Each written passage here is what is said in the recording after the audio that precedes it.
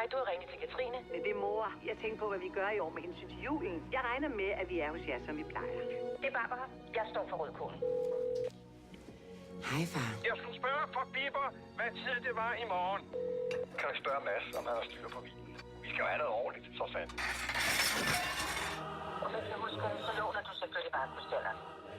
Hvor mange bliver vi lige? Vi bliver 13 på mormor, farfar. Leon. Skal vi to lige aftale, at det her det bliver en hyggelig aften? Glædelig jul. Kan du ikke lige prøve at komme en lille smule i julehumør? Du er så fucking lidelig ved rum. Ved du godt det? Jeg gider ikke det, jeg siger det til dig. Glædelig jul.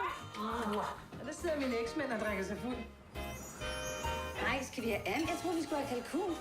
Nå, jeg havde ellers lovet mig selv en mager jul. Mere jul, det behøver du sgu da ikke. Det er noget andet med os, ikke, Katrine? Nå, hvor gik turen hård, så? Det blæste en del over fjorden. Ja, så det var far, han kan sige, at det var til ordentligt. Er det også rigtigt, mor? Ej, du er så fræk. Nej, Torben. Jens Peter skal ikke have champagne. Come on, det er juleaften. Jeg elsker de der selfies. Skål og velkommen. Glædelig jul. Skål. Og Patricia kommer også. Patricia? Nå. Oh well. Hej, søs. Hej, Patricia. Hvor ser du godt ud? Og jeg er så glad for, at jeg måtte komme. Det måtte du heller ikke. Nej, kom nu. Hej. Er det okay? De spiser ikke så meget. De sner. Vil I have noget champagne? Ellers tak. Jeg drikker sgu ikke mere. Så.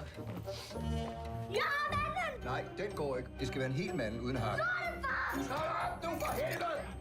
Smil. Hej. Det går, det går. Gør det. Selfie.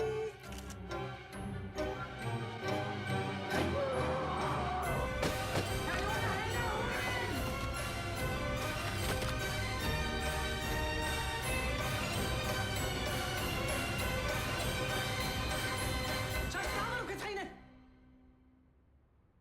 Jeg gider ikke mere, jeg tager hjem. Ja, det tror jeg også, jeg har.